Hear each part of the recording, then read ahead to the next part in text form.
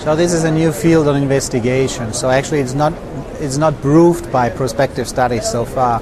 But in our hands, we would recommend to use the Ruxo before the transplant.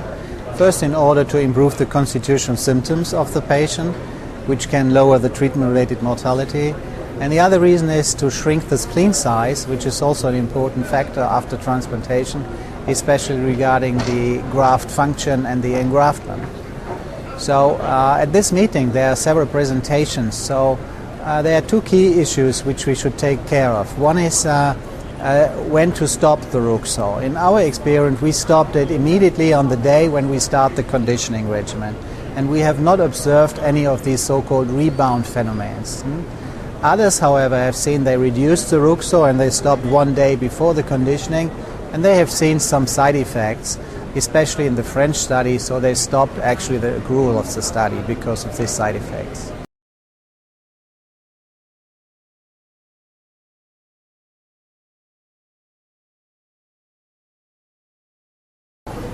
So the indication is, in the US, the indication is for intermediate 2 and high-risk patients. In Europe, it's for patients with huge spleen, with symptomatic patients. So it's much broader in Europe than in the US.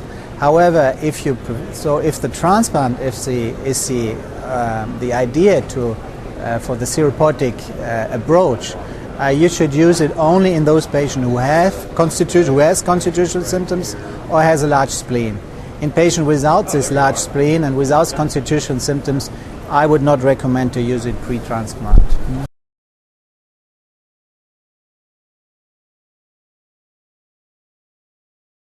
So transplant myelofibrosis is different from transplant acute leukemia or other diseases. So it has some particular side effects regarding graft function, etc.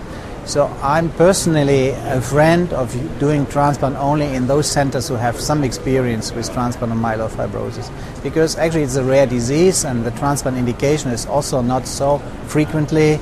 So in Europe at least we have about 500 patients per year who receive the transplant. In the US the number will be pretty much the same. So my recommendation is to have at least contact with an experienced transplant physician.